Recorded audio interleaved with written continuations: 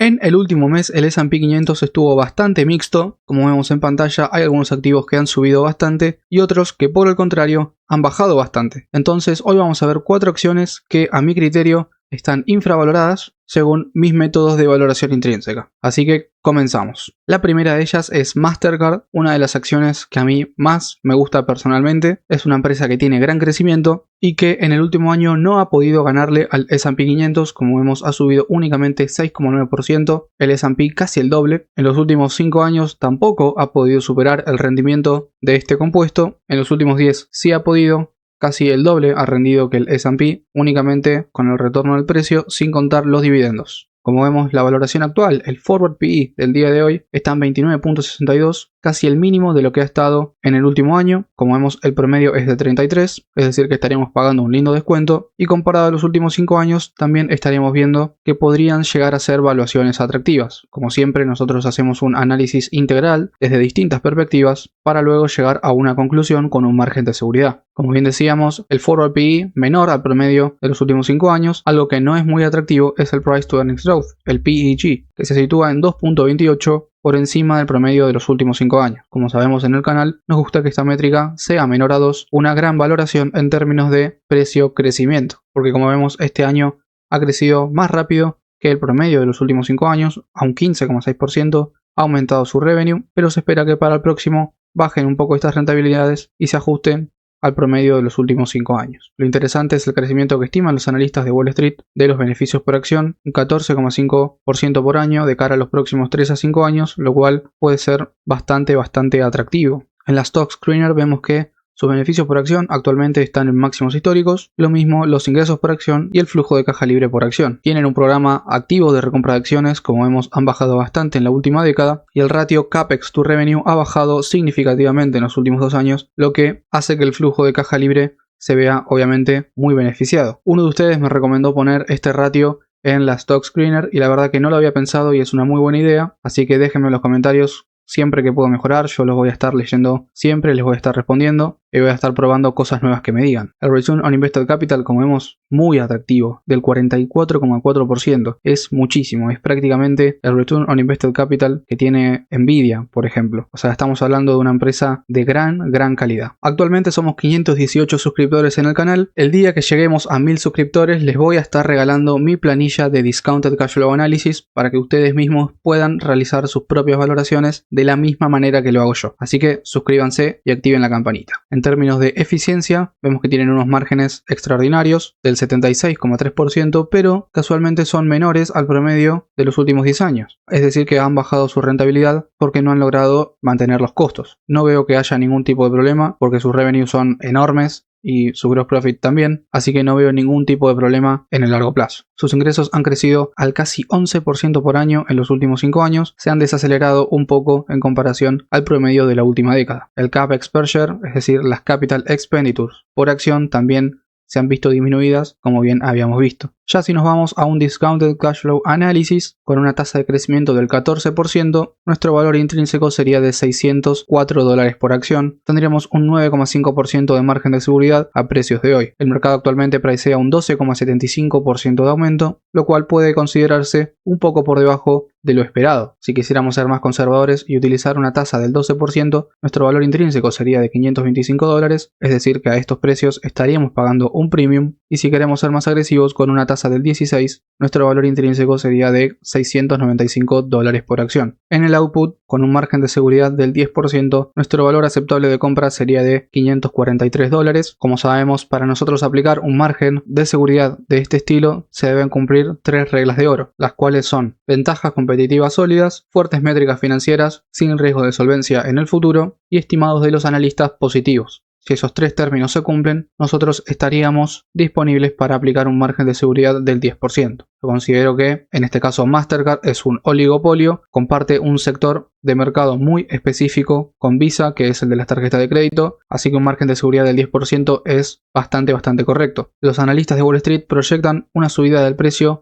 hasta los $685, es decir, un 25% de aumento para los próximos 12 meses. Un upside bastante lindo, sobre todo si tenemos en cuenta que en el último mes ha bajado más de un 4%. Gracias a esto se encuentra cotizando en los mínimos del túnel azul. Recordemos que el túnel azul señala el precio esperado para una acción, el cual en este caso es de 535 a 654 dólares, y Mastercard se encuentra cotizando en los mínimos del túnel. Quiere decir que estaríamos pagando un precio razonablemente evaluado. En los últimos 10 años, como vemos, ha cotizado bastante tiempo en un premium, ha bajado en el bear market de 2022, pero siempre el túnel azul ha ido subiendo, lo cual señala que el valor de la acción no ha parado de aumentar. Déjenme en los comentarios qué opinan. Yo creo que puede ser una buena oportunidad para aumentar posición y para seguir acumulando acciones de este tipo, porque como vimos en el túnel azul, estas bajadas así tan bruscas no se ven tan seguido para acciones de semejante calidad. Ahora sí, pasamos a la próxima. La próxima acción del día de hoy es Accenture, que hoy está subiendo más del 4% y que, como vemos, en el último año no ha podido ganarle al S&P 500.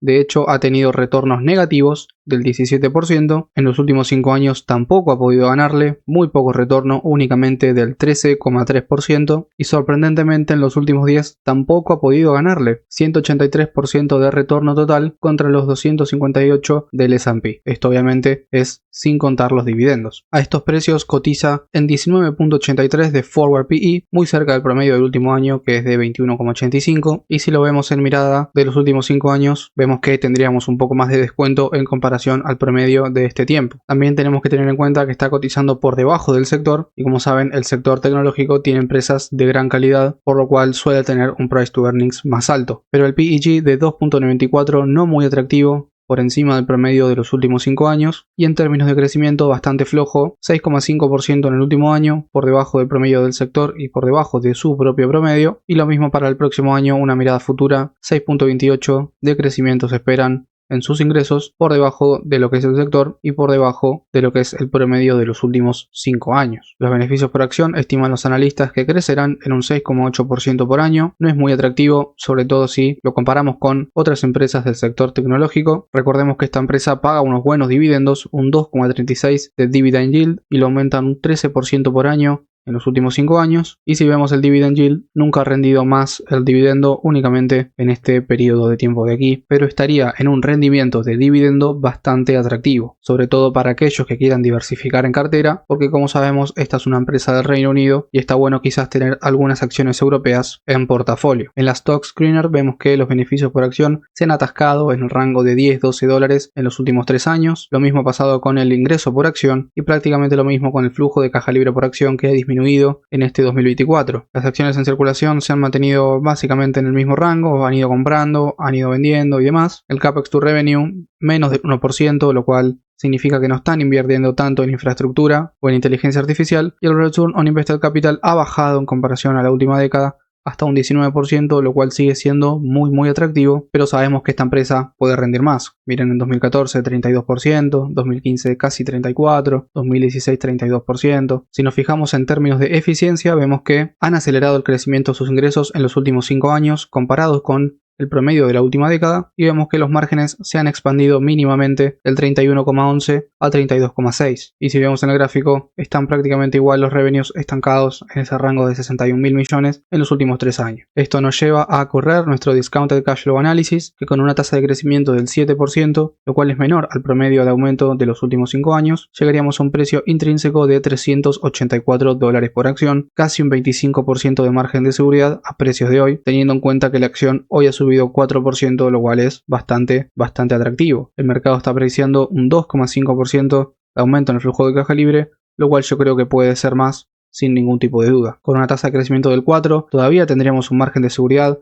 del 7,7%, porque nuestro valor intrínseco sería de 311 dólares, y con un aumento del 10%, 472 dólares, mucho margen de seguridad a estos precios. En el output, con un 10% de margen de seguridad, nuestro valor aceptable de compra sería de 345 dólares. Los analistas de Wall Street esperan un crecimiento hasta los 295 dólares, únicamente un 2% para este año. Con un margen de seguridad del 20% estaríamos hablando de que 307 dólares sería nuestro precio aceptable de compra, que yo creo que puede ser justo para una empresa que no es de los Estados Unidos y que puede sufrir un poco más de la geopolítica y de la inflación europea. Si nos fijamos desde el túnel azul, vemos que está cotizando por debajo del mismo desde el día de la liberación de 2025. Nunca más ha podido recuperar el túnel. En los últimos días ha sabido cotizar en un premium en esta época, pero luego se ha mantenido bastante volátil por dentro, un poquito por fuera del túnel azul, pero el precio intrínseco sigue subiendo, lo cual es bastante interesante, y como les dije, puede ser una opción a tomar en cuenta para el inversor que quiera diversificar en acciones europeas y que también esté buscando un rendimiento de dividendo atractivo, como yo creo que lo tiene esta empresa. Déjenme en los comentarios qué opinan, si ustedes la comprarían o si ya la tienen en cartera y si creen que mi valoración es correcta. La siguiente acción es AbbVie, como sabemos, del sector de cuidado de la salud, específicamente de la industria farmacéutica, que en el último año ha podido superar las rentabilidades del S&P 500, un 26,5% ha rendido. En los últimos 5 también ha podido superarlo, y en los últimos 10 también lo superó por más de un 50% de retornos,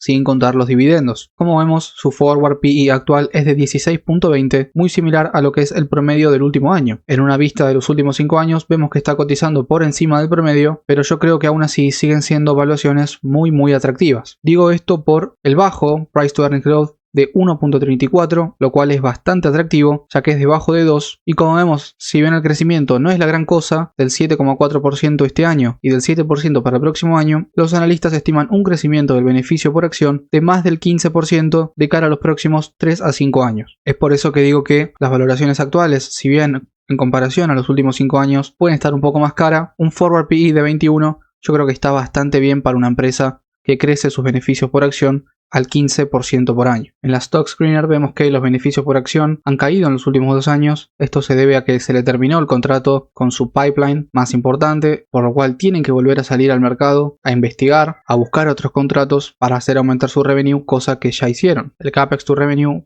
bastante bajo en comparación al promedio del sector, que es del 3-4%, el Return on Invested Capital del 8,85%, no muy atractivo, pero sabemos que puede ser así para el sector farmacéutico. Lo que no me gusta es que las acciones en circulación hayan aumentado en la última década, cosa que quiere decir que no tienen un programa activo de recompra de acciones. De todas formas, sí pagan un dividendo bastante atractivo. Tienen un dividend yield del 2,97%, que se encuentra prácticamente en los mínimos de los últimos 5 años, lo cual puede llegar a ser una red flag. En términos de eficiencia, sus ingresos han crecido al 11% por año en los últimos 5 años, prácticamente igual, muy estable que en la última década, y sus márgenes se han visto disminuidos, por lo que les contaba que se les había acabado el contrato de uno de sus mayores catalizadores, lo que hizo que el revenue se vea un poco estancado en los últimos 4 años. Aún así, considero que siguen siendo márgenes espectaculares para una empresa de este sector. En un Discounted Cash Flow Analysis, recuerden que al llegar a los 1000 suscriptores les voy a compartir esta misma spreadsheet que yo utilizo para que ustedes puedan valorar por su cuenta las acciones que ustedes quieran. Con una tasa de crecimiento del 10%, llegaríamos a un valor intrínseco de $247 por acción.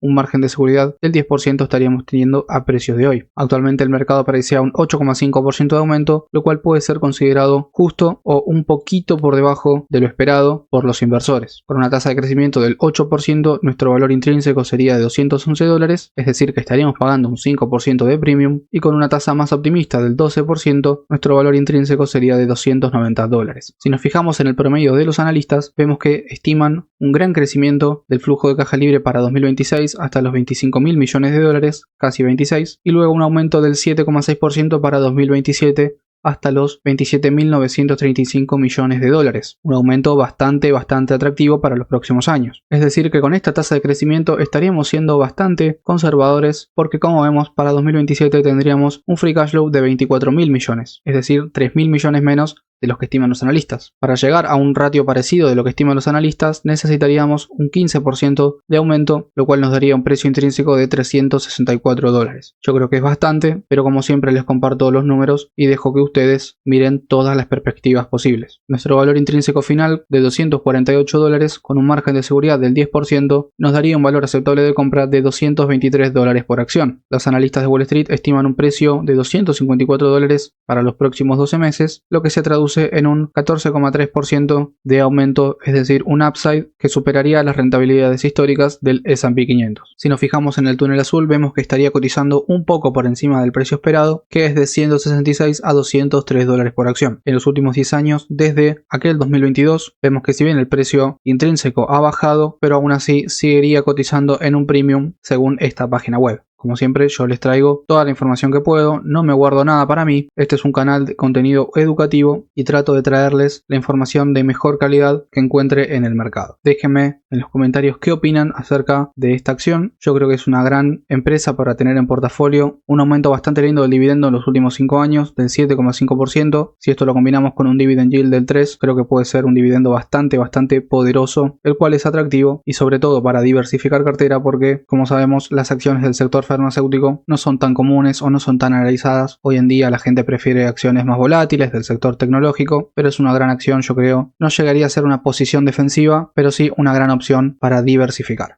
Así que los leo en comentarios. Dicen que lo mejor se deja para el final, es por eso que la última de las acciones del día de hoy es Meta, que miren, el día de hoy está bajando un 2,5%, así que puede significar aún más la oportunidad que ya tenía prevista para el video de hoy. En el último año un rendimiento muy pobre, únicamente del 3,7%, por debajo de las rentabilidades del S&P. Como vemos en estas fechas de octubre 29, noviembre prácticamente, estaba rindiendo por encima del compuesto, pero luego de la presentación de balances y de anunciar que iban a aumentar sus capital expenditures, el mercado bajó porque no le gustó la reacción y llegó a estar negativa en el año. Pero bueno, logró recomponerse y actualmente en el último año está rindiendo un 3,7%, como ya decíamos. En los últimos 5 años claramente le ha ganado al S&P 500, casi el doble, y en los últimos 10 obviamente que también, 526% de retorno. Si nos fijamos el price to earnings de los últimos años, vemos que exceptuando la caída del día de la liberación, ha cotizado siempre en un premium, lo cual merece esta empresa en mi consideración. Actualmente 21.48 de PE, muy por debajo del promedio de este último año, y si vemos en los últimos 5, también por debajo del promedio del mismo. Para ver sus mínimos del price to earnings deberíamos ir a la finalización del bear market de 2022, 12,6, lo cual era extremadamente barato, pero bueno, también estaba lo del metaverso, que habían invertido muchísima cantidad de dinero y que no les había funcionado. Es por eso que esta empresa cayó más que el resto. Lo interesante aquí es el Price to Earnings Growth, 1.53, menor a 2, lo cual nos llama muchísimo la atención. Y el crecimiento de esta empresa en los últimos años ha sido extraordinario. 21% en el último año, 20% se espera para este año, por encima del promedio ambos de los últimos 5 años, y un crecimiento de los beneficios por acción del 16% por año, lo cual es realmente interesante. Algo a tener en cuenta es el aumento de las capital expenditures, como ya habíamos visto el jueves con Amazon, que han aumentado muchísimo la inversión de capital, lo cual obviamente vamos a ver que el flujo de caja libre se vio comprometido. En la Stock Screener vemos que los beneficios por acción se encuentran en máximos históricos, lo mismo los ingresos por acción y lo mismo el flujo de caja libre por acción. El programa de recompra de acciones se activó a mediados del 2020, cuando empezaron a comprar, y ha disminuido en estos últimos 5 años, y el Capex to Revenue, lo que marcábamos, 22,65%, lo cual es muchísimo, pero comparado con el sector está más o menos en esos niveles. Recuerden que el Capex siempre baja el flujo de caja libre, y el Return on Invested Capital 25%, lo cual demuestra la calidad que tiene esta empresa, de que toda la plata, todo el dinero que invierte el inversor es utilizada para crear futuras ganancias. En términos de eficiencia es prácticamente un monstruo, 81% de Gross Profit Ratio, ha bajado un poco en comparación al promedio de la última década, porque como vemos los revenues se han desacelerado un poquito en los últimos 5 años, 18,4% por año lo ha aumentado, lo cual es una verdadera barbaridad, pero venía creciendo a un ritmo muy acelerado en la última década, era obvio que tenían que bajar. Y lo mismo el Capex per share en máximos históricos también, muy lejos de lo que fue 2022 y 2023. En un Discounted Cash Flow Analysis, como vemos el flujo de caja libre esperado para 2025 es de un 21,4% menos que el de 2024, lo cual hace bajar a todos los promedios. Si utilizamos una tasa de únicamente 14%, nuestro valor intrínseco sería de $770. Claramente la tasa podría ser mayor, podría ser hasta incluso del 20%, pero como vemos los analistas estiman que el flujo de caja libre siga bajando un 40% para el próximo año y luego una recuperación del 43%, pero sería muchísimo menor al de 2024. Esto debido obviamente a las capital expenditures. Es por eso que prefiero utilizar una tasa un poco más conservadora del 14%, pero si quisiéramos ser un poco más agresivos con un 16%, nuestro valor intrínseco sería de $883, y si por el contrario queremos ser un poco más conservadores, con una tasa del 12% sería de 671. Aún así tendríamos un 9% de margen de seguridad. El mercado pricea un 10,80% de aumento, lo cual yo creo que obviamente está infravalorado. Para una empresa de semejante calidad, la tasa de crecimiento debería ser mayor. En el output, como dijimos, un 20% de margen de seguridad a estos precios, pero si quisiéramos uno del 10, nuestro valor aceptable de compra sería de $693 por acción. Lo interesante aquí es lo que plantea Wall Street, lo que estima los analistas de Wall Street, 824 el precio de la acción para los próximos 12 meses, un 34% de aumento, lo que puede significar que esta acción está claramente infravalorada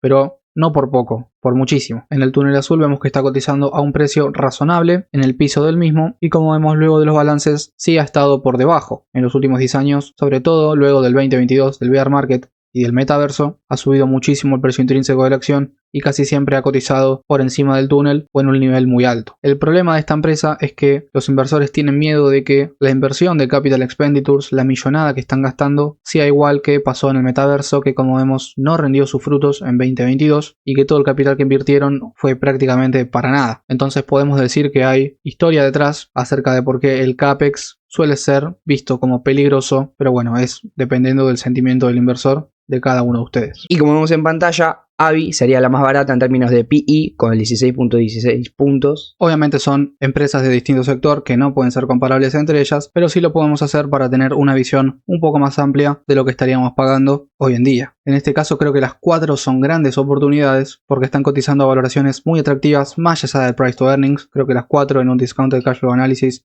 se desenvolvieron muy bien. Si yo me tendría que inclinar por alguna sería Mastercard o Meta, que son para mí las empresas de más calidad de estas 4, pero es mi opinión. Déjenme en los comentarios ustedes qué piensan, si estarían comprando algunas de estas a estos precios, y si les gustó el video no olviden suscribirse, que a los 1000 suscriptores les voy a regalar mi modelo de análisis del Discounted Cash Flow Model, porque obviamente yo les tengo que devolver algo de todo lo que ustedes me dan, que estoy muy agradecido. Así que muchísimas gracias por ver el video de hoy, nos vemos en la próxima. Chau chau.